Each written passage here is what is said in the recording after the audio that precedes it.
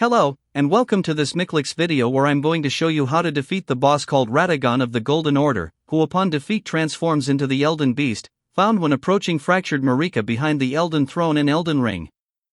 As you probably know, bosses in Elden Ring are divided into 3 tiers.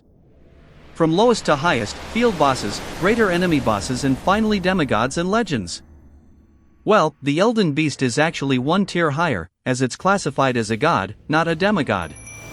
It's the only boss in the base game that has this classification, so I guess it's in a league of its own. It's a mandatory boss that must be defeated in order to conclude the main story of the game and choose an ending. According to the somewhat convoluted lore of the game, Radagon is actually Marika's masculine half, as they are a literal dual god entity embodying both masculine and feminine aspects of the same divine being.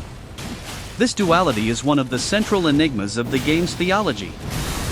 Also, according to the lore, the Elden Ring was sent by an outer god, known as the Greater Will, and chose Marika as its representative to carry out its divine law. When she rebelled by shattering the Elden Ring, only the lawful, rational half of the duality, Radagon, remained and attempted to mend the Elden Ring, but failed. He remained in the Erd Tree until he is encountered as part of the final boss fight. He is a humanoid melee warrior who fights with a mace and also uses a lot of holy-based area of effect attacks. In fact, almost all of Radagon's special attacks deal holy damage, not physical or elemental.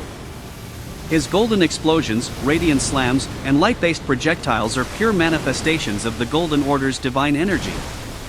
This aligns perfectly with his role as the literal embodiment of the Golden Order's law and faith, which channels holy energy. His hammer strikes also include a physical component, blunt damage from the weapon's impact, but the radiant bursts and shockwaves that follow are holy-based.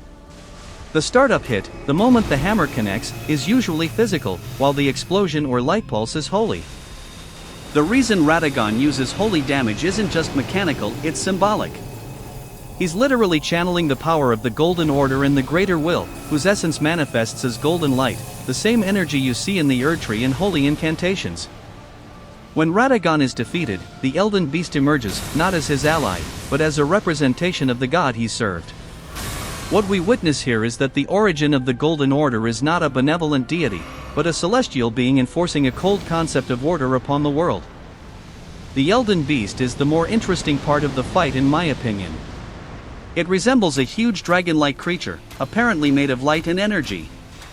It's transparent and its insides look like constellations of stars or maybe a galaxy, which further points to its status as an overworldly or celestial being. Once again, it was quickly clear to me that going melee against such a huge enemy was just annoying. I couldn't see what was going on most of the time and had a hard time avoiding the boss's area of effect attacks, so I quickly decided to go ranged. I defeated the Elden Beast on the first attempt I got to it. I died to Radagon once, and I actually had no idea what kind of boss it would be. If I had known, I would probably have switched some talismans around a bit to have more ranged damage and higher holy resistance. I used the Black Bow with Barrage Ash of War to send a lot of arrows in the general direction of the boss. I attempted to use Serpent Arrows to get a poison damage over time effect ticking on it, but I'm not sure if I succeeded. A lot was going on, and it being a godly creature and all, it may be immune to silly mortal ailments like poisoning. It's definitely not immune to arrows to the face though. Staying at range to have a better overview of what's going on probably requires a spirit summon to keep the Elden Beast somewhat occupied in melee. I used Black Knife Tish once again.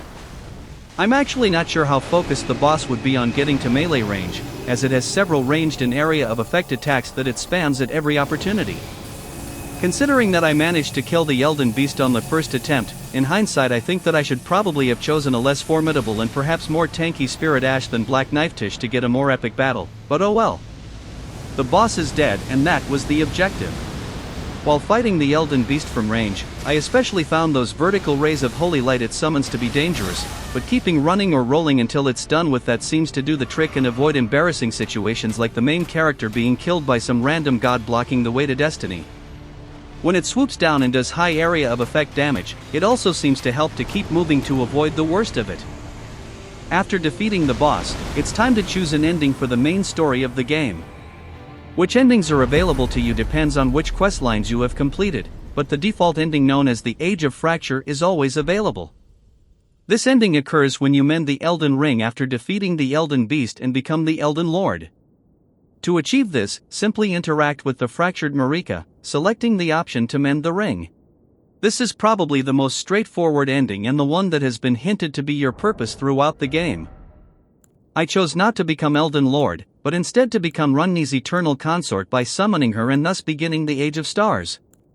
Doing so requires Runni's questline to be completed.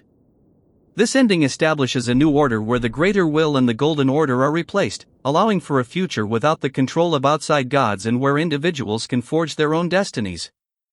That sounds pretty good to me. And now for the usual boring details about my character. I play as a mostly dexterity build.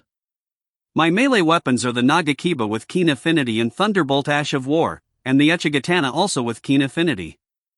I also used the black bow with Serpent Arrows as well as regular arrows in this fight. I was level 176 when this video was recorded, which I think is a bit high for this content, but it was still a reasonably fun and challenging fight. I'm always looking for the sweet spot where it's not mind-numbing easy mode, but also not so difficult that I will be stuck on the same boss for hours. Anyway, this is the end of this Radagon of the Golden Order / Elden Beast video. Thanks for watching.